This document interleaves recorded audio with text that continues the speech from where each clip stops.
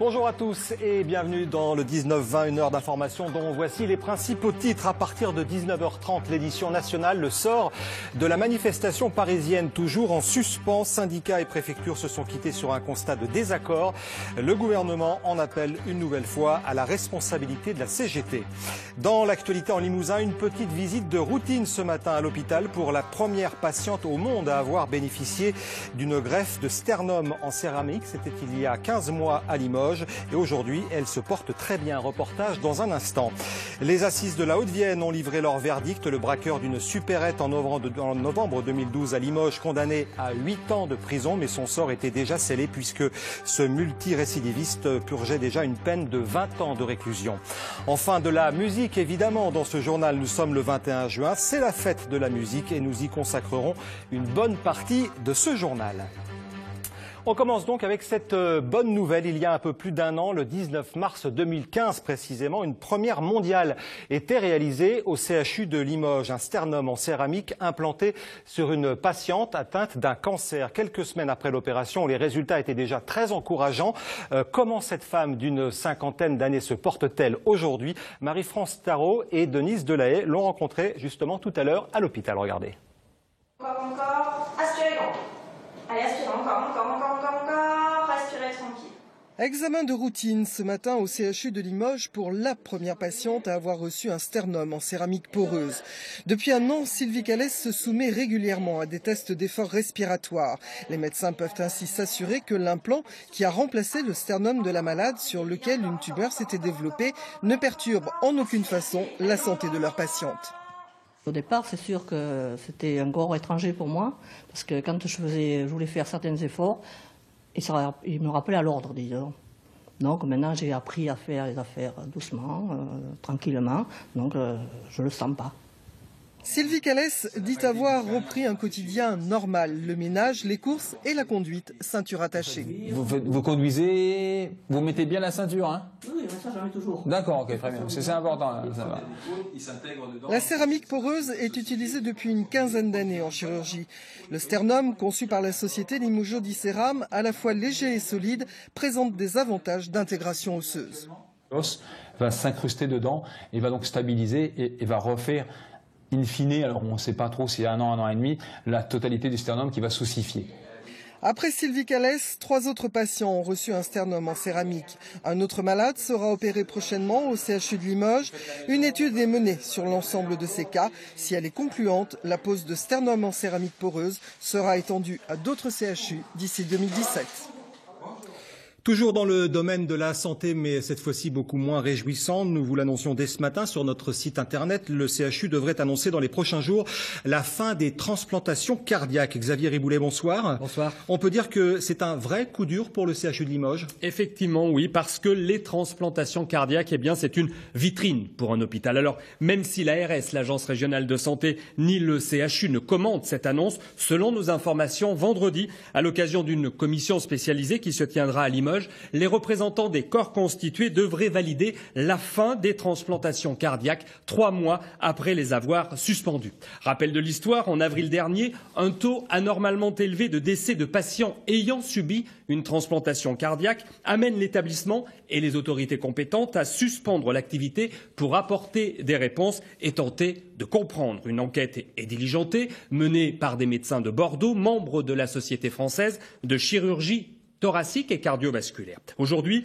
les conclusions sont connues et ne plaident pas en faveur d'une reprise d'activité. C'est donc la commission spécialisée qui, vendredi matin, validera cette proposition et dorénavant, les transplantations cardiaques se feront à Bordeaux, qui s'en est fait, Emmanuel, une spécialité. Et pour autant, Xavier, est-ce que ça veut dire que c'est la fin du service cardiologie au CHU de Limoges? Non, ce n'est pas la fin du service. En cas de suspicion de crise cardiaque, de pontage, de pose de stents, eh bien, le service de chirurgie cardiaque de Limoges est tout à fait habilité à vous recevoir. Il n'y a ni problème ni doute là-dessus et ce sera d'ailleurs, à n'en pas douter, le sens de la communication du CHU de Limoges qui, malgré ce coup dur, tentera de sauver les apparences. Merci beaucoup Xavier. 8 ans de prison, c'est la peine prononcée en début d'après-midi par la cour d'assises de la Haute-Vienne dans l'affaire du braquage d'un supermarché à Limoges en novembre 2012. Une décision qui n'a aucune incidence sur la durée de détention de cet homme de 36 ans qui purge déjà une peine de 20 ans de réclusion criminelle, le maximum prévu par la loi. Christophe Baudin, Andrea Ballot.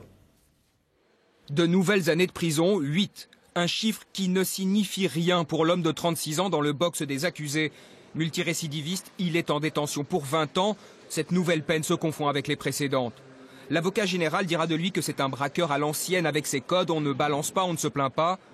Son avocate décrit aussi Ibrahima Dramé en professionnel du hold-up, mais qui a ses limites. L'argent facile, mais pas la violence. Et elle revient sur une phrase prononcée par une des victimes qui subissait pour la 2e fois dans sa vie un braquage à main armée. File la caisse ou je te flingue.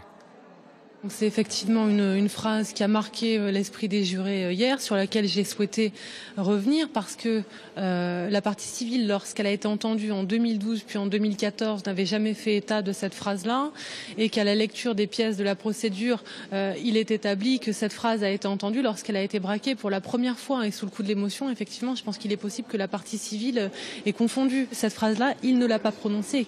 Un point de vue qui n'est pas partagé par l'avocate des victimes. 2 personnes toujours traumatisées par ce vol à main armée avec des sentiments de paranoïa. L'ancien directeur qui a changé de région est la responsable de caisse braquée pour la 2e fois de sa vie. C'est elle qui a eu affaire au braqueur.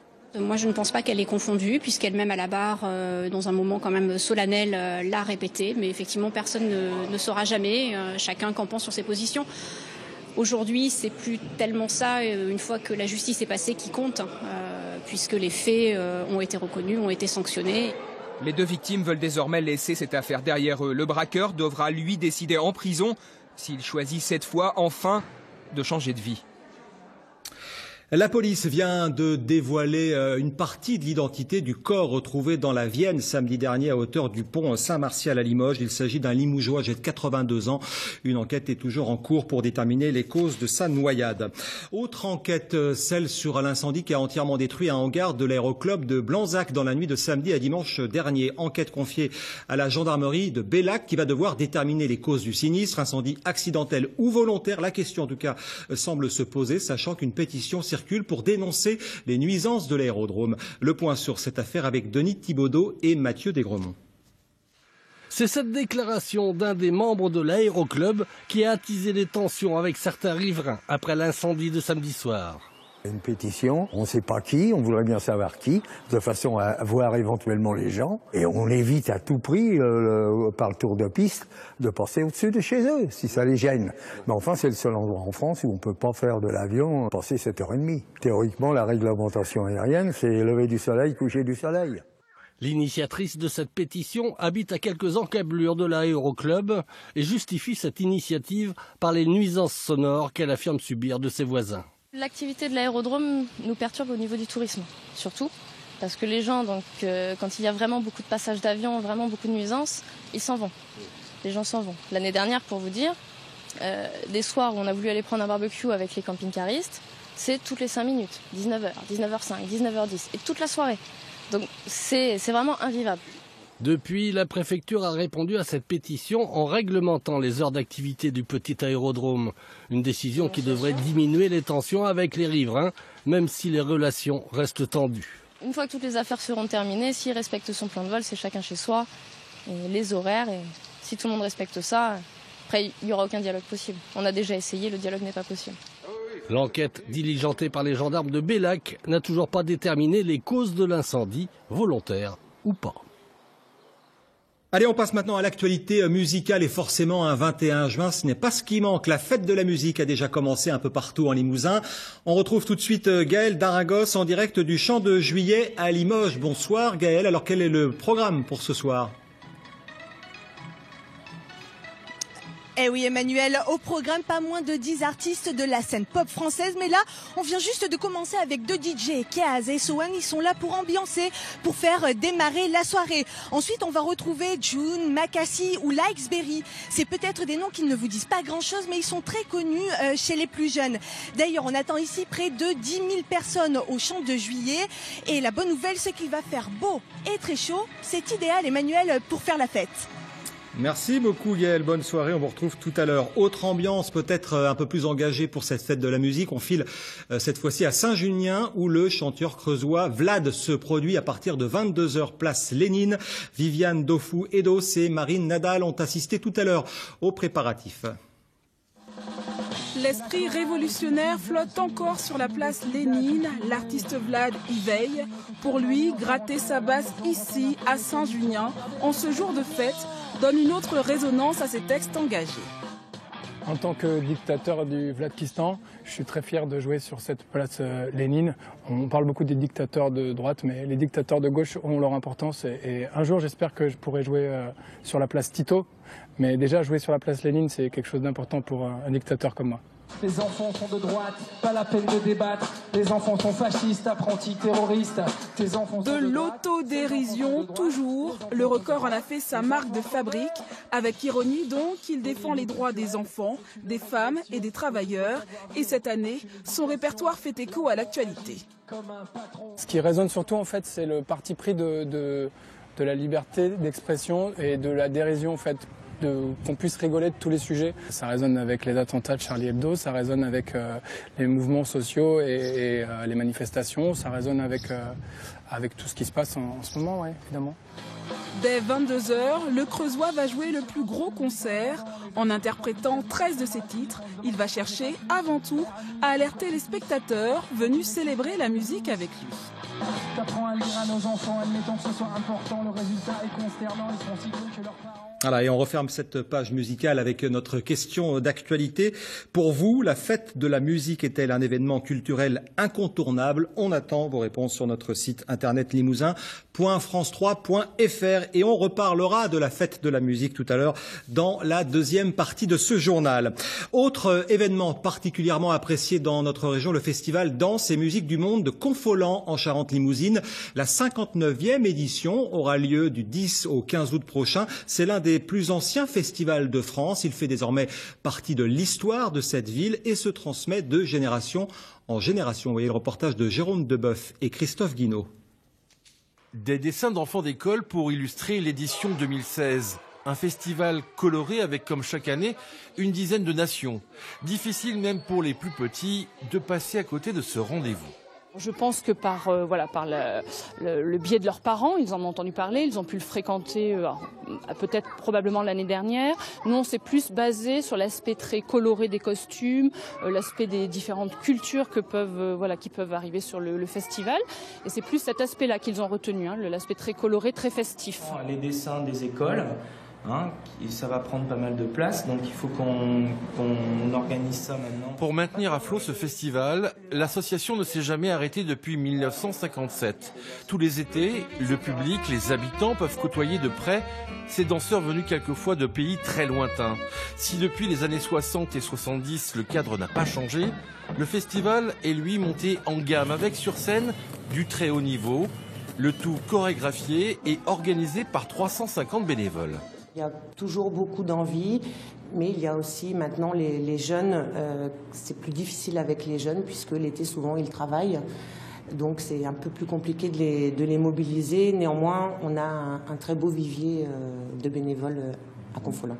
Pour la capitale de la Charente-Limousine, le festival est un héritage presque inscrit dans les gènes de ses habitants. Le festival de Confolens aujourd'hui a plusieurs générations, je dirais, dans son sang, puisque il y a souvent c'est la 3e génération au niveau des bénévoles et la majorité, pratiquement tous les bénévoles qui viennent ici ont soit un lien familial ou aussi sont venus pour leur travail, pour une rencontre avec un ami et sont tombés amoureux du festival. À l'aube de ses 60 ans, Confolens affiche toujours de belles couleurs, sa marque de fabrique sur scène. Début du festival le 10 août pour 5 jours de fête. Alors on vient de le voir, à Confolens, les costumes de scène sont souvent très colorés. Transition toute trouvée pour évoquer la teinture utilisée dans le textile. Pour éviter les produits souvent malodorants et polluants, il y a des alternatives. Les teintures végétales 100% naturelles et bio à Felletin en Creuse. Un stage a été organisé pour apprendre justement à utiliser ces teintures. Nicolas Chigot, Noël Vaille. 50 nuances d'indigo s'étalent sous nos yeux. Coton, laine ou soie ressortent des bains avec une couleur chatoyante. Et ici, pas de mauvaises odeurs ni d'émanations chimiques nocives, puisque tout est fait à partir de plantes et d'ingrédients naturels. Je pars avec de la poudre de feuilles d'indigotier que l'on met à macérer dans de l'eau tiède pendant un certain temps. Donc c'est une sorte de tisane. Et à partir de cette tisane, on va faire une réaction chimique extrêmement simple. On va mettre un tout petit peu de chaud dans cette tisane qui va avoir pour but d'oxyder un petit peu le liquide, et on va agiter fortement le liquide et il va se produire ce qu'on appelle un précipité. Un précipité qui est ensuite filtré et d'où l'on tire cette pâte. De la plante jusqu'à l'utilisation des cuves, les 9 stagiaires ont appris en 15 jours tout ce qu'il faut savoir de la teinture végétale. Valorisation de la laine locale, création de couleurs pour le design, beaucoup d'applications sont ensuite possibles. Je produis de la laine mohair sur mon exploitation et donc je fais des teintures à la ferme et donc j'apprends énormément avec Michel. Claire est costumière notamment pour l'Opéra de Paris. Elle va aussi repartir avec un savoir précieux. A priori, on pense que c'est assez coûteux, assez long. Et puis là, on s'aperçoit que c'est pas si coûteux que ça, pas si long que ça, et que ça évite plein de problèmes hypoallergéniques ou d'allergies vis-à-vis d'un costume où on sue pas mal dedans. Voilà. De plus en plus suivies, ces formations participent d'un mouvement vers les filières de qualité et de transparence. Parmi ce public qui se forme, ce sont des gens aussi qui s'exercent à travailler dans la plus grande transparence, avec un bon approvisionnement, bien sourcé, bien tracé, des procédés les plus naturels possibles, les plus écologiques possibles. Donc il y a tous ces critères qui sont intéressants et on aboutit effectivement au concept du bel objet, de l'objet qui a une vraie histoire, une histoire qu'on est fier de raconter. De la petite à la grosse cuve, exercice pratique à la filature terrade pour convaincre le patron d'adopter les teintures végétales. Pour les stagiaires, une première incursion dans le monde professionnel. À la sortie, elles auront les compétences pour monter un atelier artisanal. 10 ans après son inauguration, le musée du Quai Branly à Paris a été rebaptisé musée Quai Branly Jacques Chirac, une date anniversaire célébrée avec l'ouverture de l'exposition Jacques Chirac ou le dialogue des cultures. C'est François Hollande qui l'a inauguré hier en présence de Bernadette et de Claude Chirac. Philippe Mallet. C'est son musée, sa marque de fabrique, son goût pour l'ailleurs. Car Jacques Chirac a toujours voulu implicitement d'abord, officiellement ensuite, afficher son sens pour l'universalité du genre humain. Cette exposition dans ce musée éponyme est donc avant tout une brillante synthèse de sa philosophie politique et morale qui n'a pas échappé à l'autre corrézien, aujourd'hui président. Jacques Chirac, parce qu'il aime la France, a toujours été attiré par l'ailleurs, par les civilisations étrangères, par les autres peuples. Et parce que Jacques Chirac savait que notre nation a une vocation universelle qui lui permet d'ailleurs de fonder sa responsabilité mondiale, il lui fallait donc que la culture soit au cœur de ce projet. Et c'est tout l'enjeu de cette exposition qui présente des chefs-d'œuvre en situation de dialogue, dont ce masque étonnant du démon Obeshimi, sosie japonais de l'ancien président Jacques Chirac, précurseur à une époque dominée par l'occidentalocentrisme. L'idée de cette exposition, c'est à la fois de rendre un hommage à Jacques Chirac et surtout de raconter comment Jacques Chirac a eu l'idée de créer à Paris un musée qui soit dédié à la diversité culturelle et comment s'est construit finalement sa pensée autour de la valorisation de la diversité qui, il faut quand même se le rappeler, pendant la jeunesse de Jacques Chirac était vu comme quelque chose qui était destiné à disparaître. Car effectivement, dans ces années-là, les musées tendent vers l'uniformité. Chirac, lui, est convaincu du contraire. Finalement, il représente quelque chose d'assez rare, d'assez singulier. Une personnalité tout entier tournée vers les cultures lointaines, vers les civilisations des autres, plus que vers la nôtre. Le musée des arts et civilisations d'Afrique, d'Asie, d'Océanie et des Amériques du Quai Branly présente cette exposition jusqu'au 9 octobre. Avant de refermer la première partie de ce journal, je vous en rappelle la principale information que nous vous annoncions d'ailleurs dès ce matin sur notre site internet. Le CHU de Limoges devrait annoncer dans les prochains jours, probablement ce vendredi, la fin des transplantations cardiaques. Une enquête a été menée après un taux très élevé de décès suite aux transplantations réalisées ici au CHU de Limoges. Les greffes seront désormais réalisées à Bordeaux, mais le service cardiologie du CHU de Limoges continue bien sûr d'exiger exister pour les autres interventions. Voilà pour la première partie de ce journal. Dans un instant, votre édition Pays de